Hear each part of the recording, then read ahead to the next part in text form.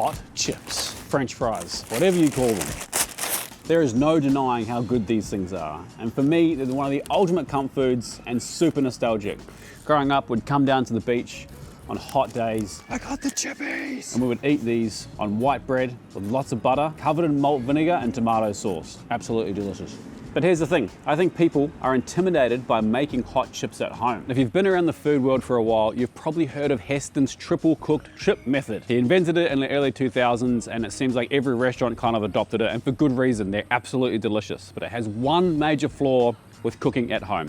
It takes a long time and it's a little bit complicated. So today I'm going to show you the method that I use to cook chips 90% of the time when I'm cooking chips at home. It's a two-cook method, once in water and once in oil. We're also going to throw some in the air fryer to see how those turn out. A huge thank you to Squarespace for sponsoring today's video. If you need a website for your personal brand, for your little shop, or if you even want to host some recipes somewhere, they're the people to see. But first, we need to talk potatoes. Let's go to the veg shop. If you're in Australia, you're going to be looking for Sebagos, or Dutch creams can work really well as well.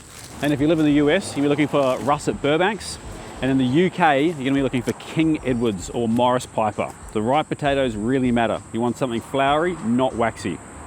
Let's get home and start making some chips. So we've got our potatoes, and there's a bit of debate, not really a bit of a debate, there's two ways to do it. Some people don't peel them, and I've notoriously always said that I don't peel my potatoes for chips, but I think sometimes it is better to peel them. I think you get like a little bit more crisp on the outside, especially with the method that we're about to do. So I'm going to peel all these. Then we'll rinse them underwater. Now we need to make them into chips. So safety first, you get a round object that we're going to cut, and that's very rocky. So take one side and cut it so you got a flat surface. Now that's not going to rock around so much. We can still get chips out of that. We'll worry about that in a second. Now we're going to want our chips. I like mine about 1 centimeter square. I'll show you what 1 centimeter square looks like. To me, that's the perfect chip. About 1 centimeter square and roughly the same size. Okay, we're gonna cut all our chips like that. And here I've got a big pot of water. I've got about 5 liters of water in here. Once they're cut, they're gonna go in there. If you get to the end bits here, like on this potato, I want that flat edge there, but we're obviously not gonna get a whole chip. So unfortunately, we are gonna get a little bit of wastage, but we're gonna trim that off so we get a nice chip. So why do we put them in water? Well, we wanna soak them in water to get rid of some of that excess starch from the outside. And that's going to help us get a nice crispy exterior. There you go. So there's all our chips in water. We're going to give them a bit of a stir. We're just going to let them hang out in there for about 20 minutes. One last mix, and then we're going to go and drain this water off and replace it with fresh cold water. 5 liters again. So why do we need exactly 5 liters of water? Well, we don't need exactly 5 liters of water, but we do want to know how much water we have in here. Why? Because we're going to put vinegar in this in a ratio. So in 5 liters of water, I'm going to put 5 tablespoons of white vinegar. You can kind of use any vinegar you want. And why do we use vinegar? Well, the acidity levels, they inhibit the Maillard reaction. The Maillard reaction is what makes it go a different color and makes it go dark and golden. So by inhibiting the Maillard reaction, we can cook them for longer without them going brown. We're also going to add salt, 2 tablespoons. The other good thing about adding vinegar is it's a little bit of a nod back to how I like my chips with lots of malt vinegar, like we talked about right at the start of this video. So heat on high, and we're going to cook these. We're going to bring these up to a simmer. They're probably going to take 25-30 minutes. I'll show you once they're done, but we want these things cooked enough that you can eat. What that does is give us a lovely, soft, pillowy center of our chip. And then the next step, when we fry them, they're going to be lovely and crispy. Also helps if you put something on top. It'll come up to a boil faster. So you want to stir these every 4 to 5 minutes as well while they're cooking. Do it really carefully. I like doing something flat, putting it in the side, and then going around the outside. And we've got to stir them because we want them to cook evenly, 1. And 2, we also want to kind of start ruffling up the outside as it cooks. And the little ruffle bits on the outside will help these chips go nice and crispy. So these have been cooking for about 25 minutes, and I think they're pretty close to being ready to come out. We want these cooked, like we want these to be able to be eaten. If I break this, it should just break apart. Perfect. If you want to taste one, hot, but it just tastes like a nice boiled potato. So we're going to pull these out, put them onto a wire rack, a tray with a wire rack. The reason we're going to use a spider to pull these out, this is a spider, instead of just pouring them into a colander, is because these are quite delicate. We don't want to break them up. We want to try and keep them as whole as we can. Right, so we need to dry these as well as we can. One of the tricks that I like to do is to use my fancy fan. What this is gonna do is help them cool down, and it's also gonna dry them. It's only gonna take about 20 minutes. Every 5 minutes or so, I'm gonna come and move this around just so that it gets even coverage. If you don't have one of these, a normal desk fan will work. And if you don't have anything like that, you can just shove these in a fridge. And a fridge is a really dry place, so the outside of these is gonna dry nice and quickly. Quick story, the first website I ever built was on Squarespace. With my very limited design skills, I was amazed at how easy it was to create something that looked professional and polished. Squarespace makes the whole process so simple. One of my favorite features is their design intelligence. It combines years of design expertise with AI to help you create a unique and professional website. Whether it's a recipe blog, portfolio, business, you do not need to be a designer to make it look amazing. Another great tool is their business name generator. Just describe your idea and it gives you creative AI-powered name suggestions in seconds.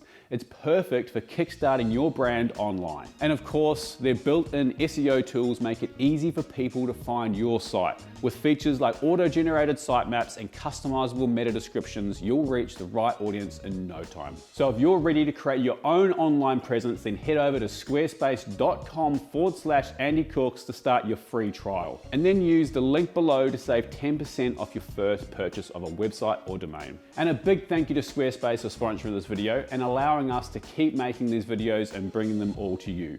Now let's get back to those chips. So our chips are nice and dry now, and they're nice and cooked. Now you can definitely do this the day before and leave these in the fridge and pull them out on the day of, but doing it the way I did it with a fan, it's only gonna take about 20 minutes. We're only gonna cook these chips once in fat. We're gonna cook them at 200 degrees Celsius, which is this many degrees in Fahrenheit. This is beef tallow or beef fat. You can use duck fat, you can use beef fat, or you can use peanut oil, or you can use a mixture of all of the above. So in here, I've got about 3 liters of peanut oil, and I'm gonna add about 1.5 liters of this beef fat, because I feel like sometimes it can get a little bit hectic if you use straight beef fat. But feel free, if you like it, and use all animal fat. If you're not into using peanut oil, beef tallow works really well. Duck fat works really well. So we're gonna put that to 200 degrees Celsius. Now this is a fancy induction cooker that has a probe that kind of works with it and it keeps it at that temperature. Works really well. However, not everyone has one of these at home. You can use one of these, which is actually like a sugar or a jam thermometer that would sit in there and keep the temperature, and then you can control the temperature using your cooker or just a probe like this. Our oil's at 200. We're gonna carefully lower some chips in. While these are cooking, they're gonna take about 8 minutes as well to cook. We don't want to overcrowd it because the temperature will drop too low. Because most commercial kitchens will cook their chips at 180. These fryers are nowhere near as powerful as your fryer in a commercial kitchen would be.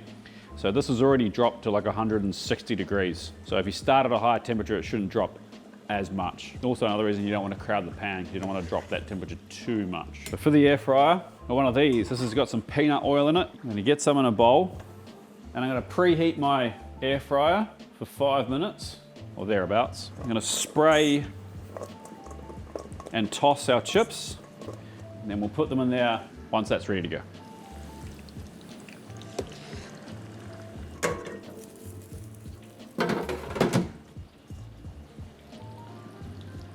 Air fryer's done. Salt. And straight away you just see the color is so uneven. Do have some crisp though. Okay, I'll leave my judgment. Our traditional fries are done. Chippies, or fries, as you call them in the other parts of the world. So observation, for me, these look much better, more even color, and I think they're gonna be a lot crispier too. But I was surprised at how crispy the air fryer ones did come out.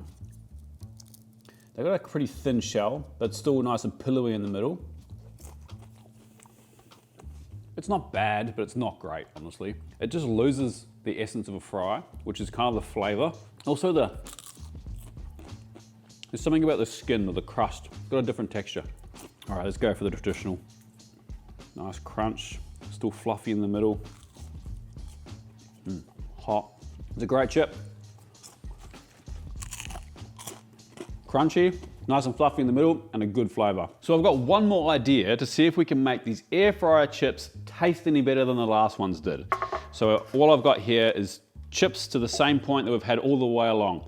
They're par cooked in water that's seasoned with salt and vinegar, and then they've been cooled right down and dried for about half an hour under my fan.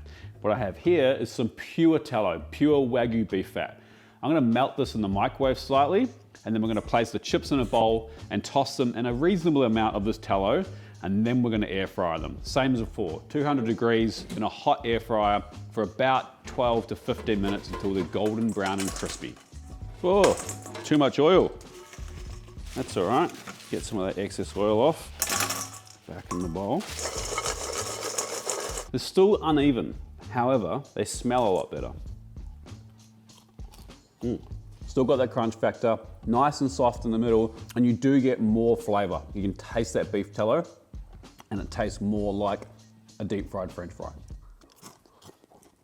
So my conclusion, if you're gonna air fry them, almost dropped it, is use 100% tallow or animal fat to coat your chips before you air fry them, and you're gonna get something that tastes closer to a deep fried chip. But there you go, that's how I cook chips at home. I don't triple cook them most of the time. I think it's way easier and it gets you 90% of the way there. And if you do feel like doing triple cooked chips, then go for it. It's a delicious technique, but I think if I'm just trying to get chips up on the table on a Saturday afternoon, this is how I'll do them. Thank you, legends, so much for watching. Like this video if you took anything from it. Subscribe if you're not, and we'll see you next week for another video.